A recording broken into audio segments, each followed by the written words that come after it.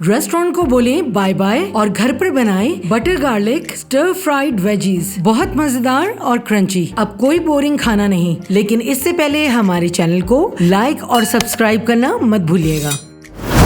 1 tablespoon olive oil में 2 tablespoon मक्खन और 12 लहसुन के जवे डालकर 5 सेकंड फ्राई करें। 10 सूखी लाल मिर्च डालकर कुछ सेकंड फ्राई। 1 स्लाइस किया हुआ प्याज, 20 से कटी हुई फ्रेंच बीन्स 10 सेकंड फ्राई करें।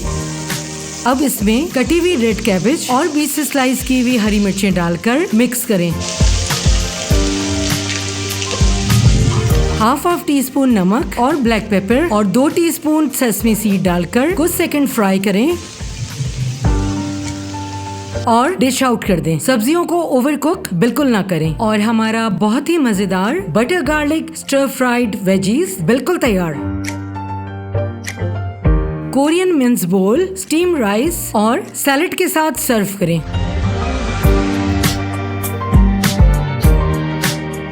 अगर आपको ये रेसिपी पसंद आई तो स्पाइसी कोरियन बीफ मिंस बोल की ये रेसिपी बिल्कुल मिस ना कीजिएगा।